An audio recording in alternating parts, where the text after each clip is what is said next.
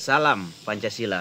Kita jumpa lagi di Tropol, Teropong Politik, meneropong hiruk pikuk isu-isu politik dan masalah sosial dari cerahnya dan indahnya suasana desa.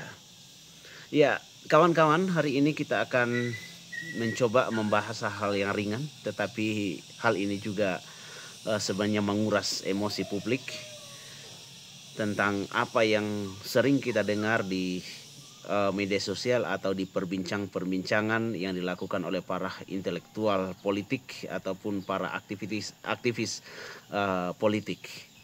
Nah, kata apa itu? Kata itu yang sering kita dengar adalah nyinyir dan cebokin. Ya, kata nyinyir akhir-akhir ini sering kita dengarkan, bahkan sering kita lihat ya, khususnya di media sosial dan YouTube secara khusus. Ada banyak orang yang kemudian membuat sebuah terminologi dari kata ini, misalnya politisi nyinyir, profesor nyinyir, intelektual nyinyir, dan lain sebagainya. Nah, kata nyinyir ini ya dilekatkan oleh para pendukung Jokowi kepada para pengkritik Jokowi.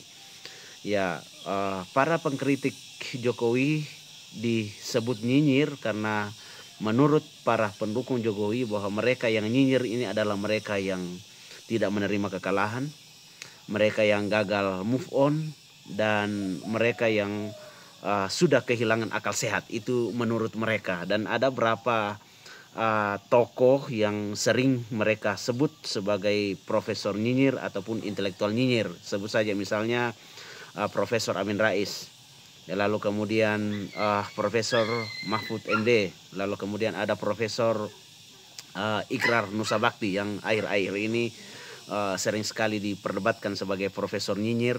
Lalu kemudian ada tokoh-tokoh lain seperti Rocky Gerung dan lain-lain. Itu dijuluki mereka sebagai seorang yang nyinyir. Nah, sementara para orang-orang atau mereka yang dijuluki oleh nyinyir ini kemudian mereka juga mengeluarkan kata-kata yang atau kalimat yang tidak kalah satirnya, yaitu cebokin.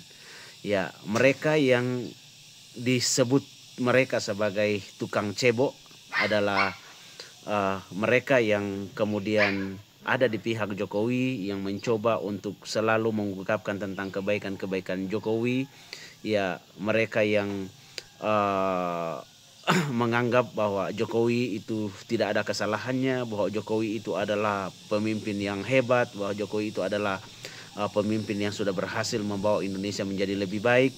Dan mereka ini disebut tukang cobokin karena mereka berusaha untuk menutupi kelemahan-kelemahan, bahkan dosa-dosa Jokowi. Nah, dua kutub ini kadangkala membuat perpecahan yang ada di dalam masyarakat, secara khusus di dalam dunia intelektual. Nah, pertanyaannya adalah apakah hal-hal seperti ini wajar saja terjadi, atau apakah ini merupakan sebuah kemunduran bagi sebuah demokrasi dan itu dianggap sebagai sesuatu yang salah atau tidak. Nah, sebelum kita sampai pada klaim bahwa apakah itu salah atau tidak, dan menarik kita untuk melihat nature dari manusia ini atau alamiah sifat dari manusia ini. Dan sebagaimana Aristoteles mengatakan bahwa manusia itu adalah son politikon, artinya manusia sosial, bahwa manusia sosial itu membutuhkan kelompok. Ya, mereka membutuhkan kelompok untuk hidup, untuk bertahan dan lain sebagainya. Nah, selain itu manusia itu juga adalah manusia politik. Manusia politik itu artinya mereka berafiliasi, ya, mereka berkelompok juga, lalu kemudian mereka berkompetisi. Ya, manusia secara alamiah ini adalah manusia kompetitif. Lalu mereka juga adalah manusia yang kecenderungan untuk dominasi terhadap yang lain, itu secara alamiah. Nah, khususnya di dunia politik, ya, karena adanya kompetisi, karena adanya lawan dan musuh ya dalam hal ini, maka politik itu menjadi dinamis dan bermakna. Jadi kalau misalnya tidak ada lawan, tidak ada kawan, politik itu menjadi dangkal. Karena itu pertentangan-pertentangan yang ada di dunia politik, kalau kita lihat dari nature-nya manusia, itu adalah sesuatu yang wajar. Itu wajar-wajar saja. Nah,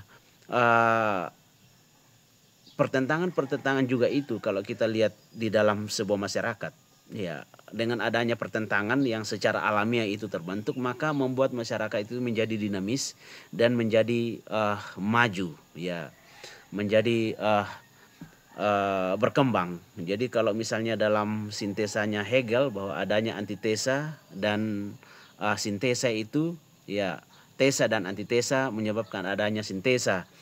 Adanya perlawanan-perlawanan itu menyebabkan adanya pemikiran-pemikiran baru yang bisa kita capai bersama.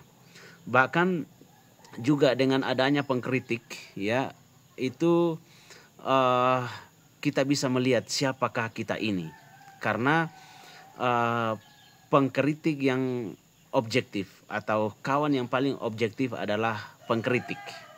Jadi kita bisa melihat siapa kita ini itu dari kritik dari orang lain, dan biasanya mereka itu jujur mengungkapkan apa yang ada pada kita karena mereka tidak punya kepentingan. Jadi musuh kita adalah, atau the others itu adalah seorang yang jujur di dalam memberikan masukan-masukan terhadap kita. Jadi justru kita bisa berkembang karena adanya the others atau orang lain. Kita bisa berkembang karena adanya musuh yang mengkritik kita. Karena mereka itu kecenderungan dia akan objektif, ya beda dengan mereka yang bersama dengan kita. Mereka akan kecenderung subjektif, apalagi kalau mereka itu mendapatkan sesuatu atau benefit dari kita, maka kemungkinan mereka akan menjadi tidak objektif, yang mungkin selama ini bisa disebut sebagai kemungkinan dia akan berperilaku asal kita senang. Dia akan cenderung untuk menjilat, dan bahkan mungkin dia tidak akan mengungkapkan kesalahan-kesalahan yang kita lakukan, sehingga kita menjadi seseorang yang tidak akan maju, bahkan justru kita akan menjadi mundur. Jadi ini penting bagi teman-teman yang selama ini melakukan justifikasi stigma negatif terhadap para pengkritik. Perlu dipikirkan ini, bahwa memang di dunia manusia yang sangat pluralis, perbedaan itu, cara berpikir itu adalah sesuatu yang alamiah, dan itu naturalis aja. Justru dengan adanya perbedaan-perbedaan, karena adanya kritik-kritik yang ditujukan kepada kita, kita bisa menjadi lebih baik. Dan perlu diingat bahwa di dunia politik itu seolah-olah ada hukum yang berlaku, bahwa apa yang terjadi hari ini, misalnya saya menjadi kawan hari ini, belum tentu hari esok kita menjadi kawan. Demikian juga saya yang menjadi lawan hari ini tidak akan menjadi lawan selamanya. Itu di dunia politik. Karena itu kita perlu melihat bahwa kalau kita melihat kawan, ya kawan itu adalah orang yang memang nilai-nilainya sama dengan kita, ya perilakunya atau cara berpikirnya sama dengan kita, tapi sekutu itu adalah seorang yang Anda kagumi di lain waktu, dan mungkin di lain waktu Anda tidak akan mengaguminya lagi, atau Anda persekutu itu adalah orang yang Anda menjadi teman hari ini, tapi besok tidak jadi teman lagi. Oleh karena itu kita perlu sadar akan hal ini, apalagi di dunia politik, ya kawan hari ini belum tentu besok jadi kawan lagi, tapi mungkin jadi lawan. Itulah yang terjadi terhadap Presiden Jokowi saat ini kan. Di akhir-akhir jabatan Presiden Jokowi ini kan semua kawan selama ini udah mulai meninggalkan, ya sudah mulai memberikan kritik-kritik yang tajam. Bahkan menterinya pun sekarang yang sudah mulai mengkritik, sudah mulai menyindir di media sosialnya. Misalnya AHY, ya dia katakan kepada bapaknya selamat ulang tahun ya, semoga bahagia di hari pensiun ini.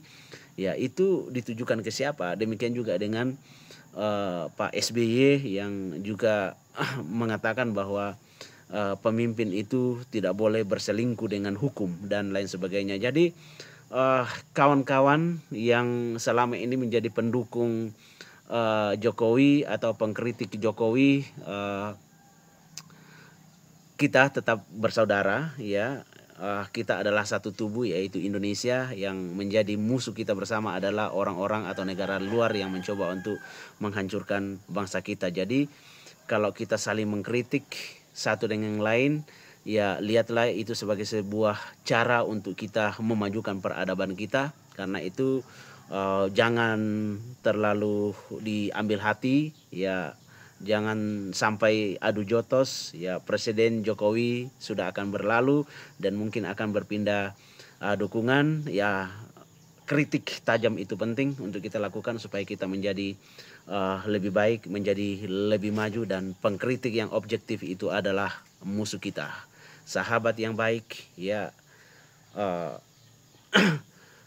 memukul dengan maksud yang baik, tapi musuh selalu mencium dengan berlebihan. Sampai ketemu lagi di Tropol, meneropong hiruk pikuk isu-isu politik dan masalah-masalah sosial dari cerahnya dan indahnya suasana desa. Salam Pancasila.